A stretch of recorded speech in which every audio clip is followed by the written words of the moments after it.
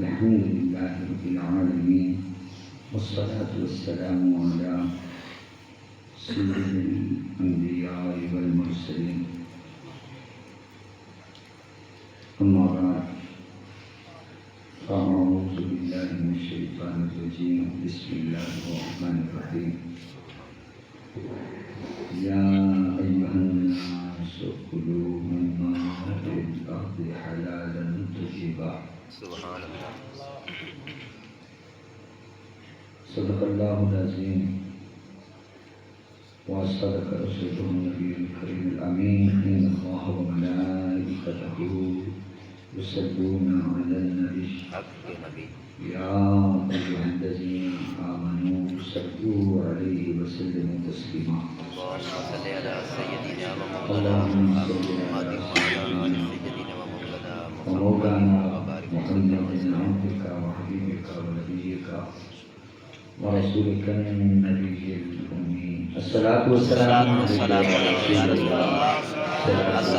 والسلام عليك يا حبيب الله. الصلاة والسلام عليك يا رسول الله وعلى آلك وأصحابك يا محمد رسول الله. الحمدللہ ثم الحمدللہ. اللہ کریم کی توفیق سے ہم سب اس کے گھر میں حاضر ہیں اور جمعۃ المبارک کی برکتیں سعادتیں اور رحمتیں سمیت رہے ہیں. دعا ہے اللہ پاک ہم سے راضی ہو جائے. آمین اللہ ہمیں معاف فرما دے. آمین. وہ کریم ہے، وہ رحیم ہے، بے شک. وہ غفار ہے، وہ ستار ہے. اسے معاف کرنا بہت اچھا لگتا ہے. عیبوں کو ڈھانپ لینا اسے محبوب ہے. اللہ اکبر. اور لاکھوں درود کروڑوں سلام اس ذات والا صفات پر جن کا دامن رحمت اتنا وسیع ہے کہ دونوں جہاں ایک گوشے میں آ جائے. سبحان اللہ. جن کا دامن رحمت بے شک. اتنا کشادہ اتنا کھلا ہے اللہ اکبر. کہ سارے جہان ایک گوشے میں آ گئے. سبحان اللہ. اور ہم کتنے خوش نصیب ہیں، ہم اس محبوب کے حصے میں آئے ہیں بے شک. اور وہ ہمارے حصے میں آئے. بے شک. اللہ حضور کے دامن رحمت کی برکت سے دنیا کی زندگی بھی آسان فرمائے، آخرت کی زندگی بھی آسان ہو آمین. اور خوشگوار ہو. سبحان اللہ. بے شک. محترم حاضرین، آج کی گفتگو کا موضوع ہے اکل حلال، یعنی رزق حلال. بے شک. اسلام پاکیزہ مذہب ہے، اسلام پاکیزہ دین ہے. وہ ہر بات میں پاکیزگی کا درس دیتا ہے. آپ بولیں تو پاکیزہ، آپ سنیں تو پاکیزہ باتیں، آپ پئیں تو پاکیزہ چیز پئیں، سبحان اللہ. آپ کھائیں تو پاکیزہ چیز کھائیں.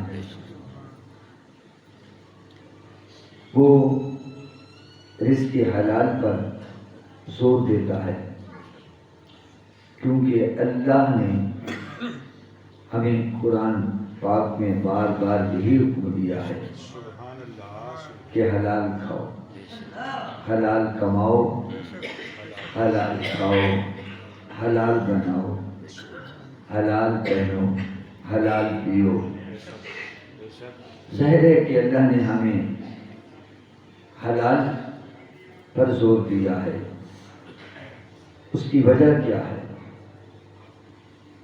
حرام سے روکا ہے، حلال کا حکم دیا ہے. ظاہر ہے حرام میں دنیا میں بھی اور آخرت میں نقصانات مثمر تھے، تو اس لیے ہمیں حرام سے روکا اور حلال کا، طیب کا، طاہر کا، پاکیزہ چیز کا حکم اس لیے دیا کہ دنیا میں بھی اس کی برکتیں ہیں اور آخرت میں بھی اس کی برکتیں ہیں. اس لیے پوری انسانیت کو مخاطب کر کے فرمایا یا ایھا الناس کلوا مما فی الارض حلالا طیبا. اے لوگو، عمومی خطاب، اے لوگو کھاؤ اس سے جو زمین سے حلال اور طیب پیدا ہو، زمین سے جو حلال اور طیب تمہیں ملے وہ کھاؤ. تو دوستو، پورے انسانوں کو بھی یہی حکم ہے اور مسلمانوں کو بطور خاص یہی حکم ہے. بار بار فرمایا اے ایمان والو، حلال کھاؤ، حلال پیو. تو دوستو، حلال اور طیب یعنی حلال بھی ہو اور طیب بھی ہو. بسا اوقات ایک چیز بظاہر حلال ہوتی ہے لیکن وہ حرام ہو جاتی ہے. اب کسی کی بکری ہے، وہ بظاہر تو حلال ہے لیکن وہ خود ذبح کر کے کھائے یا کھلائے تو حلال ہے. اگر کسی کی بکری پکڑ کر بھائی ماشاءاللہ پیر صاحب آئے ہیں چلیے دعوت کر دیتے ہیں، تو میرے بھائیوں نہ اس کے لیے حلال، چلے پیر صاحب کو پتہ نہیں ہے. پہلے تو پیر ایسے تو تھے ان کو پتہ چل جاتا تھا، وہ چیک کر دیتے تھے اور کہتے تھے اٹھا لو، ہم نے نہیں کھانا. ایک بزرگ کے بارے میں نے پڑھا ہے کہ جب بھی ان کے سامنے کھانا تیار ہو کے آتا نا، گھر سے ادھر ادھر سے کہیں مہمان ہوتے تو آپ اس طرح کھانے پہ انگلیاں رکھتے. اگر انگلیاں پرسکون رہتی تو پھر بسم اللہ پڑھ کر کھانا کھا لیتے. بھائی یہ کھانا حلال ہے، طیب ہے، پاکیزہ ہے، مشکوک نہیں ہے، حرام شامل نہیں ہے، ورنہ حرام ذرائع سے تو رشوت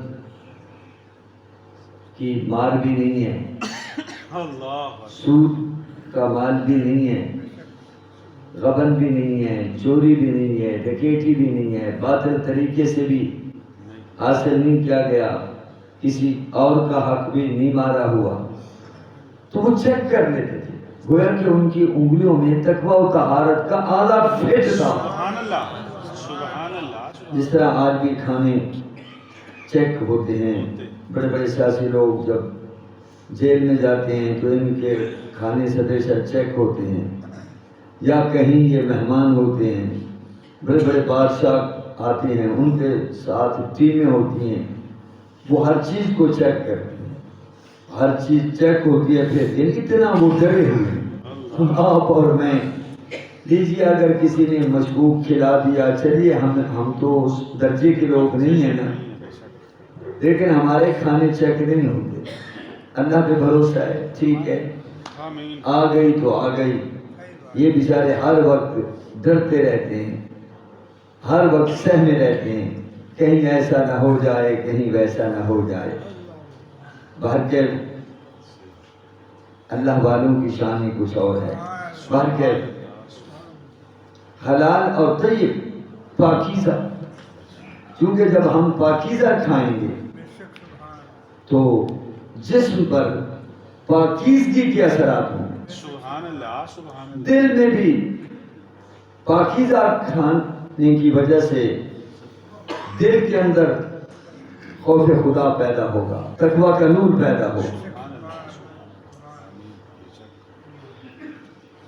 اللہ اکبر۔ امام احمد بن حنبل نے اپنے استاد گرامی کے ہاں کھانا کھایا اور کھانا کھانے کے بعد لیٹ گئے اور نہ جانے کتنے مسائل جن میں وہ پریشان رہتے تھے، غور و فکر شروع کیا تو وہ سارے کے سارے مسائل اور پاکیزہ کھانے کی وجہ سے حل ہو گئے۔ سبحان اللہ، سبحان اللہ، سبحان اللہ۔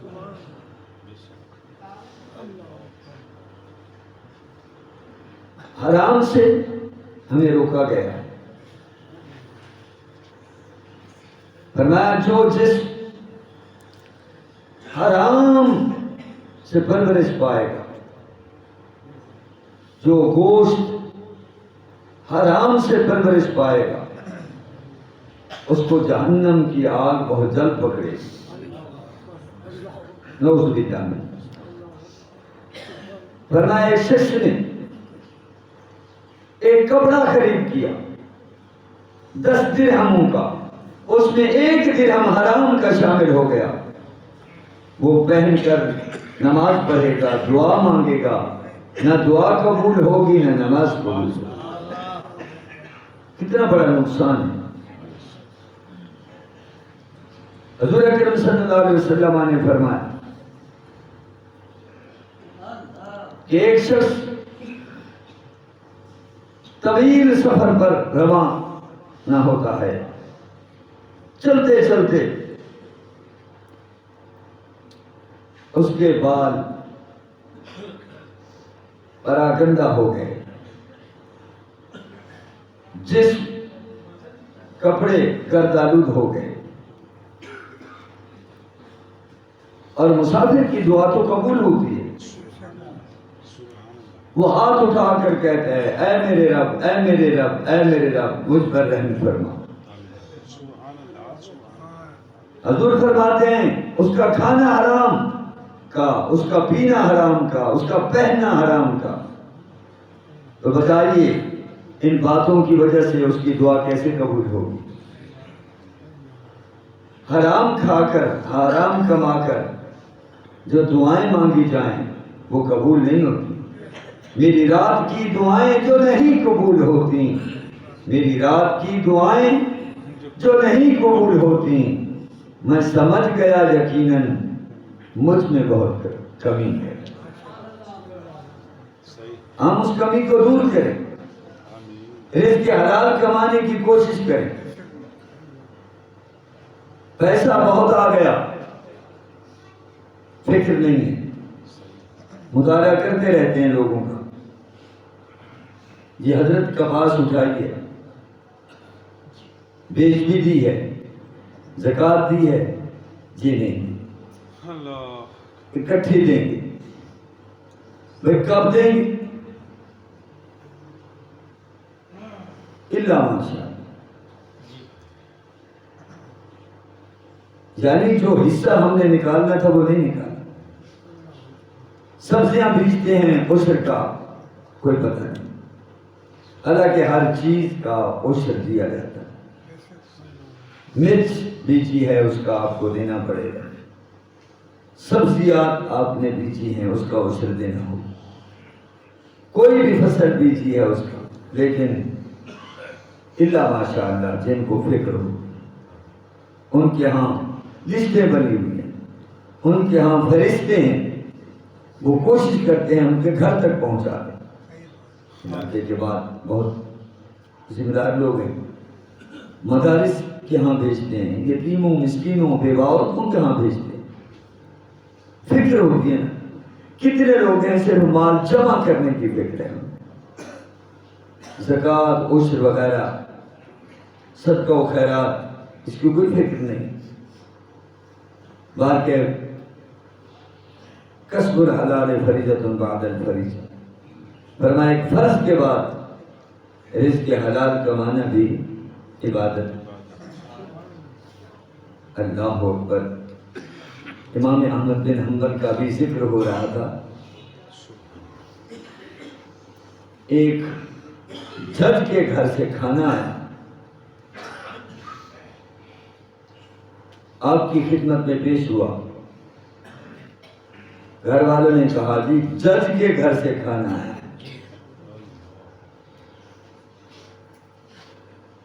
جو آج سے صدیوں پہلے جج تھے، باہر کے اب ان سے 100 درجے وہ بہتر تھے. ہمارے کروڑوں اربوں روپے ان پہ خرچ ہو رہے ہیں. غریبوں کے بچے، کوئی ان کا قصور نہیں ہے، زبردستی ان پہ کیس کر دیا گیا. وہ 20 سال سے 15 سال سے 30 سال سے وہ جیلوں میں سڑ رہے ہیں، کوئی سنوائی نہیں. اور کوئی بڑا گرفتار ہو جائے، بڑا کوئی قانون کی گرفت میں آ جائے، اس کے لیے عدلیہ بچ جاتی ہے. یہ حالت ہے. اب دیکھیے وہ کیسے پاکیزہ لوگ تھے.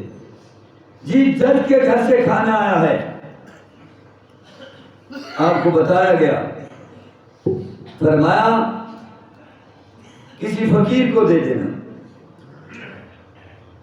مسکین کو دے دینا، لیکن اس کو بتا دینا کہ یہ جج کے گھر کا کھانا ہے،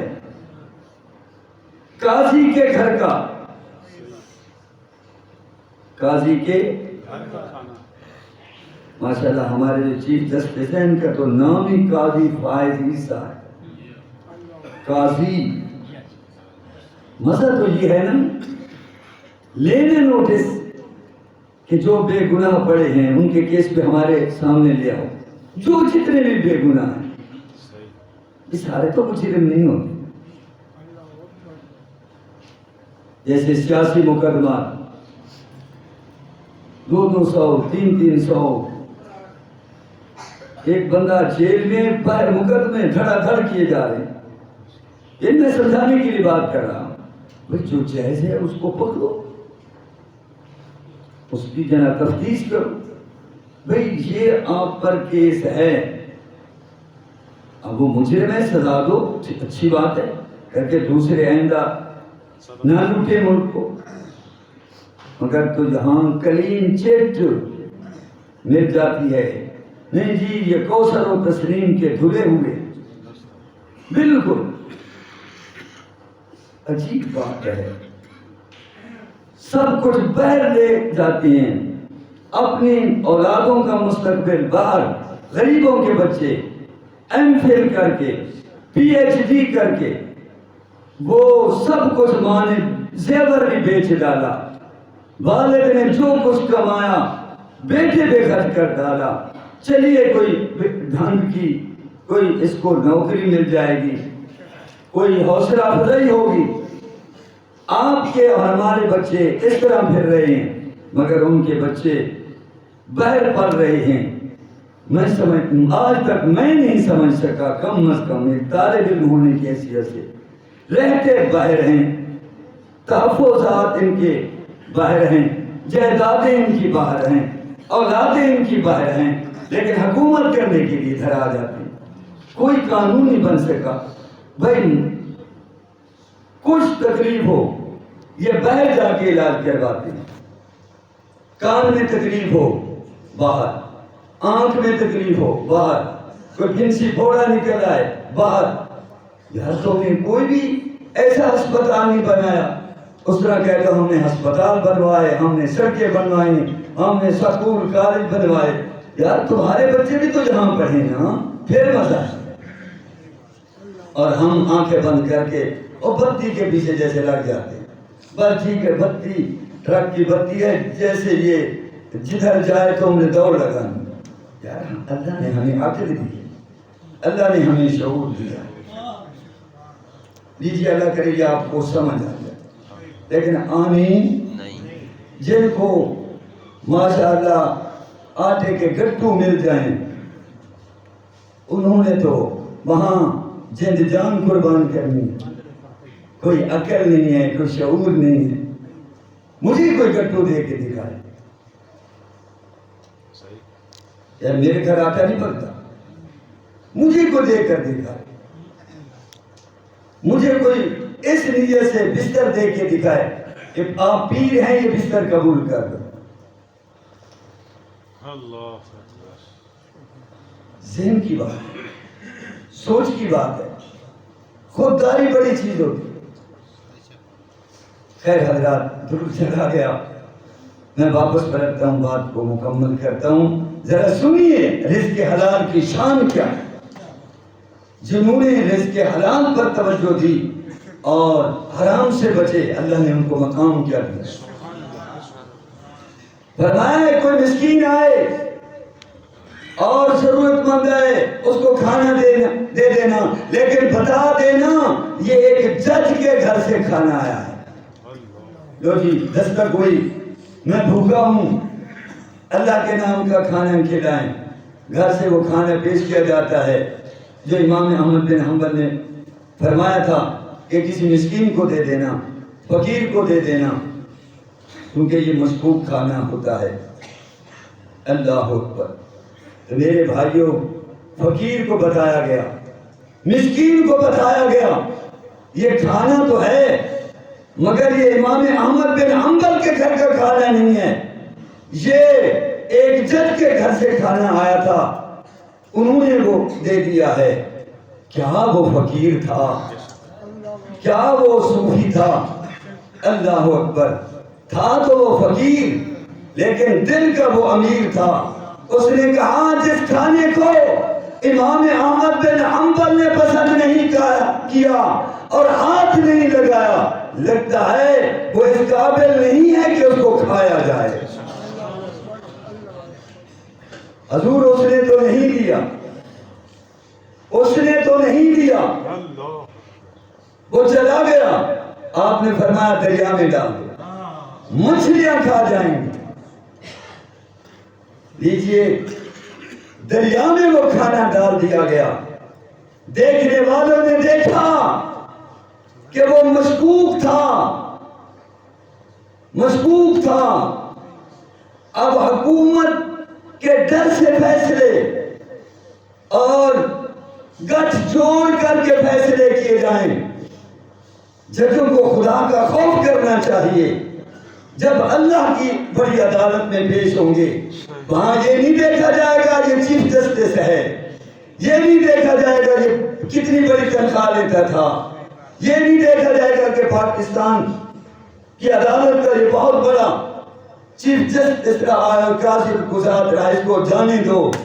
نہیں دوستو، الٹی چھری سے ذبح کیا جائے گا، چھری سے ذبح کر دیا جائے گا۔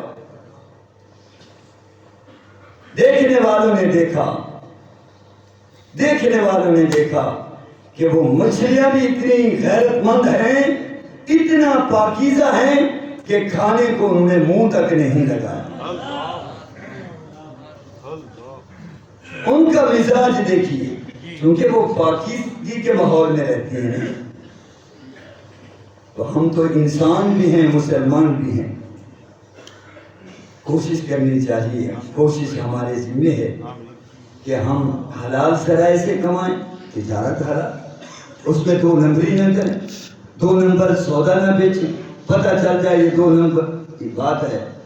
یہ بھائی ڈاکٹر عمران بیٹھے ہیں، کئی دفعہ ہمارے اکٹھے گئے ہیں بستی سو، وہاں ایک پیٹرول پمپ، اس کا ایک مالک ہے، وہ تیل جناب والا تسلی کر کے لے کے آتا ہے، بھئی یہ کھڑا ہے، پیمانہ صحیح ہے، 2 نمبری نہیں کرنی۔